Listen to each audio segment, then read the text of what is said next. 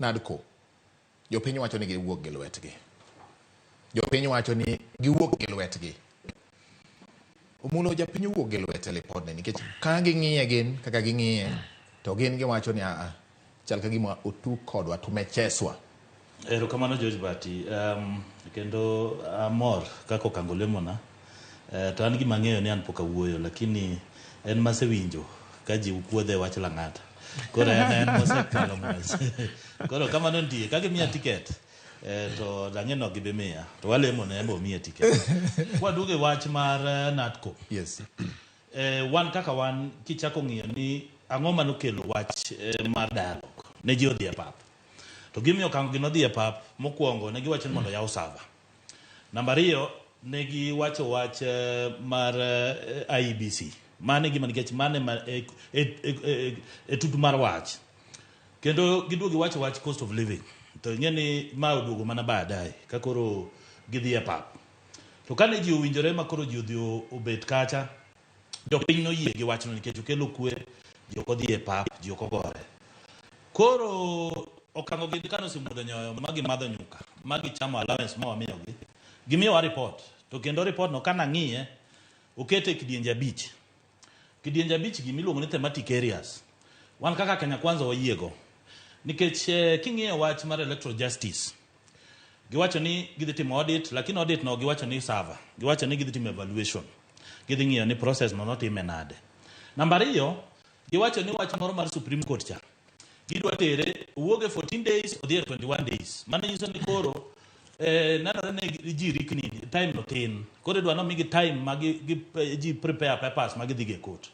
Giduogi wacho ni panel mayiero IBC cha gigole ji 7 gitere ji 9. Mano gima giwacho wache electoral justice. Kiduogi wache constitutional funds nikech ing'eni magi gik makonyo jopiny. Kik ji wacho ni gigo konyo jopiny. Negotiation mane nitie ni mar jopiny. Wach ni NGCF cha, CDF cha, idwa kete sharia, mwakonyo ga jopiny mimiyo ga ji jobasari cha. Wach Senator Oversight Fund. Senator bedo ka ywak ni ging'iyo governors gionge pesa. Wach World Development Fund. NCS bedo ka ywak gigore gi governors mondo migi tenders ani koro fund dhi bedo world kacha. Wach ngaf mag minegi nitie kacha. Magi bedo dhi bedo entreche katiba. Kiduoge wach mar offices, state offices. Kama pogora kodgi. Wan wacho ni wa create office a piece mar opposition leader.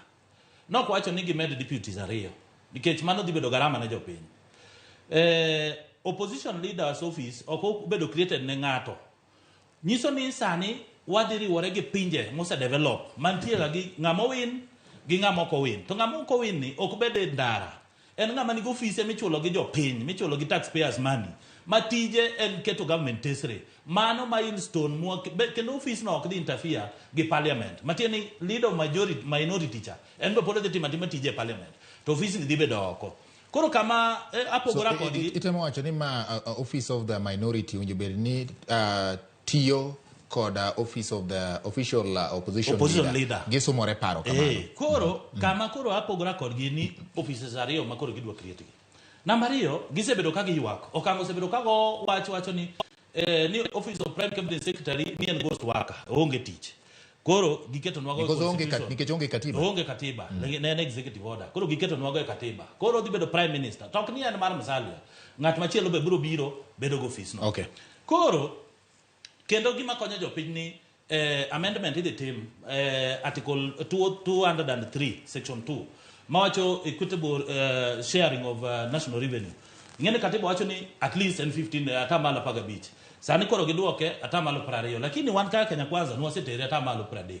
Koro mano nyiso ni mano progress nikech gini idhimi gidwane mondo koro functions te obed devolve. Alright. Koro wan wanyisa atemo mulo ne jopiny lakini wan kaka wang'iye ni report ni kunyalo kelo kwe nikech gima wadwaro ni en system mar governance mabobedo ni wan gi checks and balances ma nigi institutions mantie kasto kori kocha bo bedo gi ng'ama win. Then mogik wach mar discipline. Okango gini ncho wacho ni gidwa deal gi ji kata nicho pango kako dwa deal gi jalango gi jomoko manicho di state house. Lakini koro gima gi propose giketo independence.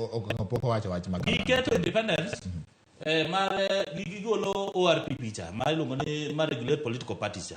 Koro gikelo independent Political Parties Regulation Authority, Regulatory Authority.